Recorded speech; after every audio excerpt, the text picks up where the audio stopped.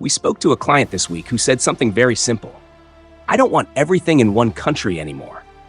His business was running fine. Nothing had broken. But the risk had changed, and that's usually where it starts. When people think about war, they think about soldiers. What we see first is something else. Payments slow down. Banks start asking more questions. Certain routes stop working. Nothing illegal has happened.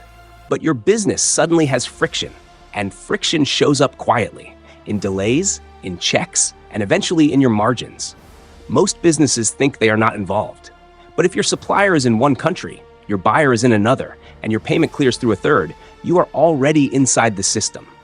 We've seen payments delayed for days, transactions held for review, and counterparties becoming hesitant. Not because the business changed, because where it sits suddenly matters more, Bax. And when this happens, the cost shows up quickly. FX spreads alone can move between 2 to 4% per transaction. Insurance costs rise, shipping routes change. Across Asia, energy and infrastructure demand already exceeds $200 billion a year, and when uncertainty increases, financing becomes tighter and more selective. Nothing breaks overnight, but margins get squeezed from multiple directions at the same time. Most companies are built for efficiency.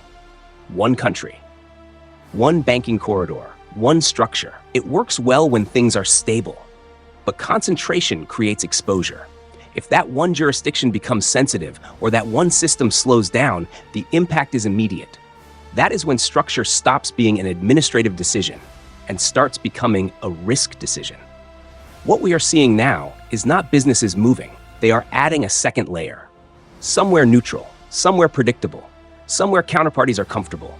Singapore comes up often in these conversations. There is no capital gains tax.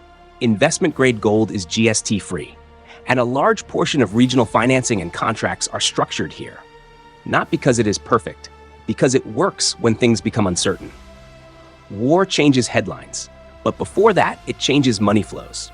If your business already operates across borders, but your structure sits in one place, that is the gap. And that gap only shows up when conditions change. If you want, drop us a message. We'll show you where that gap is.